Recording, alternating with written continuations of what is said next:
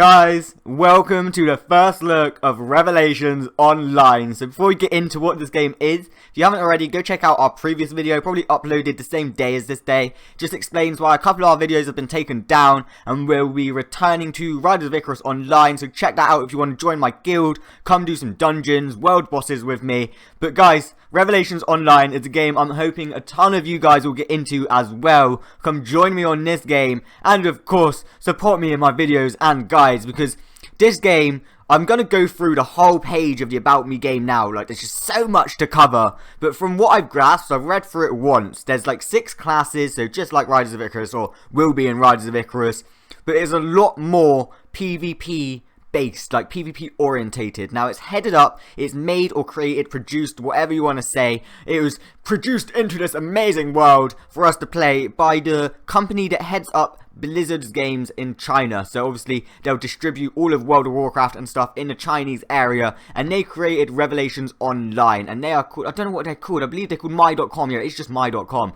I was looking up there thinking my's like short for something, but it's not, it's just my.com. So the company is called My.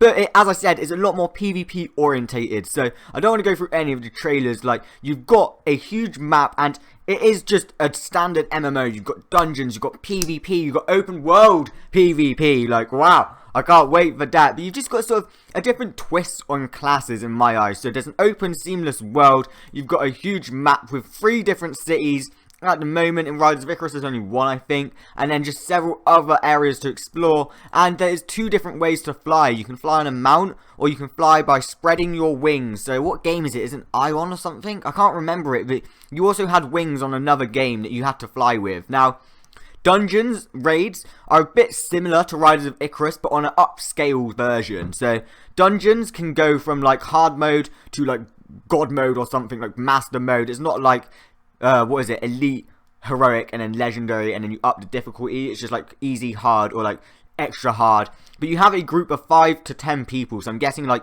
god mode would be like 10 people. So that's like a mini raid in a sense, whereas on Riders of Icarus that's a main raid. Like, you get 10 people to try and take down a world boss. But the raids on this, okay, involve 20 players, so there's a lot more strategy to it, and you're gonna have to, I guess, team up with people you know, people that are playing. So I'm definitely going to be making a guild in this game and wanting you guys to join me to try and take on all of these world bosses and all of these raids. And then you've got mighty bosses, which are practically world bosses. As you can see, they're just going to take numerous people, 30, maybe even 40, like the old World of Warcraft raids. But guys, that's just the PvP aspect. Obviously you've got standard questing that will take you through area to area. Now, I don't know if there's a level cap here yet or not. I want to get information like that, and if I can't find it on this page, again, I'll try and find it while I'm editing the video and put it up as like GFX, as I did in the previous video. But this is the player versus player, okay? So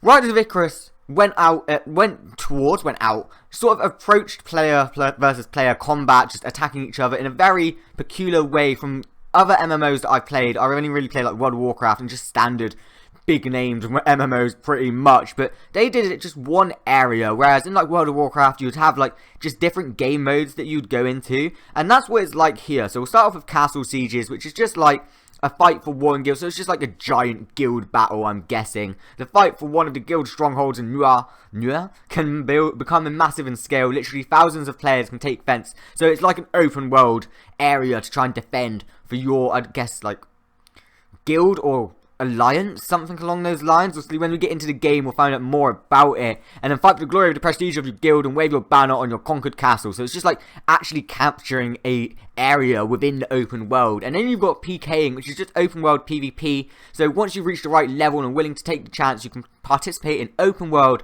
PvP, kill offenders, avenge fallen friends, or defend a rare spawn. So obviously you can get rare spawning mobs, just like Riders of Icarus, that drop better loot, standard MMO stuff. And then declare personal wars on your own, but be wary of the penalizing system. This is a system with higher risks and high rewards, so if you die, you're gonna get penalized for dying. And if you go on a killing spree, you're gonna get something. You may get rewarded, you may get some buffs to help you out. But it is open world with just, I guess, like guaranteed safe zones. Now, the way World of Warcraft and Blizzard approached it is they had different servers. So they had PvE and PvP. PvP would be open world killing, and then PvE would just be the standard PvP modes that you enter into and no open world killing. Obviously, we're going on to the open world killing area. You've then got the arena, which I'm guessing is like ranked combat PvP, like all servers can duke out to dominate the rankings, reap rewards. So it's server versus server, okay.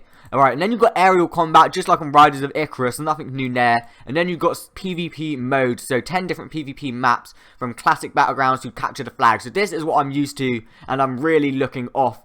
I was looking somewhere. I was really looking forward to the massive cross-server battles and special PvPE. What? PvPvE. That is so weird to pronounce. Zones with unique gameplay. Now, this is just a quick look of the classes. I'm not going to go through all the spells.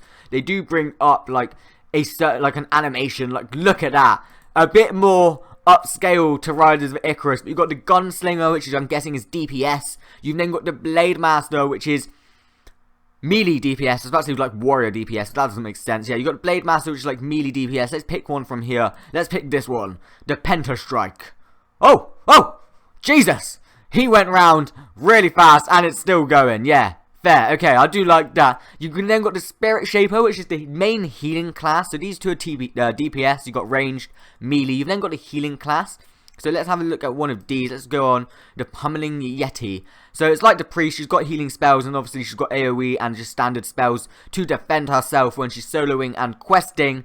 But then you've got an off healing class called the Oculus. So this can either be DPS or healing, depending on how you play it. Now, looking at the forums, there's a lot of people saying they're just going to go with either healing with the Spirit Shaper, standard DPS, or they want to go with DPS as the Oculus. The main things that are lacking are Vanguards, which we'll go to in a minute, the tanks of the game, and actually Oculus healers. Because if you can't get any Spirit Shapers, which I doubt there'll be a ton of healers, as said on the forums, then you'll want to be going for Oculus healers, and you're going to have trouble finding Vanguards. So I think I'm going to roll as one of them. But yeah, Oculus can go as DPS or healing. Let's select the bottom one for this one. Bonds of Light. I'm guessing that's one of the healing spells, and it seems like it heals all of them. Oh, that's an AoE healing spell and a half. Okay, fair enough. Can we get a DPS one here? Archon of Darkness. So there was a healing one, and this is a DPS spell. Just sends out like a giant shadow ball or something. But then we've got another sort of, rather than physical ranged DPS like bullets and stuff, you've got a sort of more ranged and melee wizard combos, like spells and stuff, but she can go up close, and I'm pretty sure she can go ranged as well. The Sword Salvo, so it sends in a ton of swords.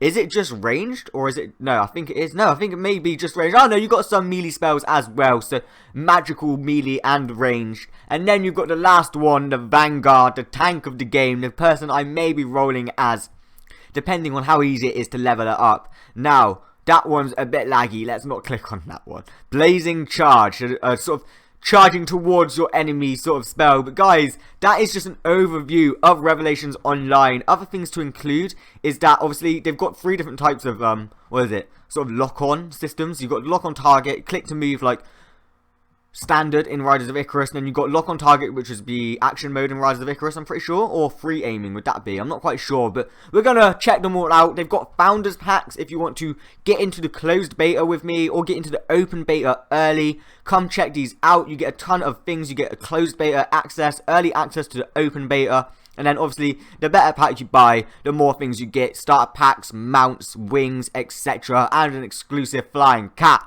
That's what I'm going for, okay? €80, oh, definitely. But guys, if you want to check out more of this game for yourself, make sure to check out my.com or search Revelations Online into Google. Thanks for watching. Tell all your friends of Game On and Revelations Online. Come join us. And until next time, thanks, and I'll see you on the next video.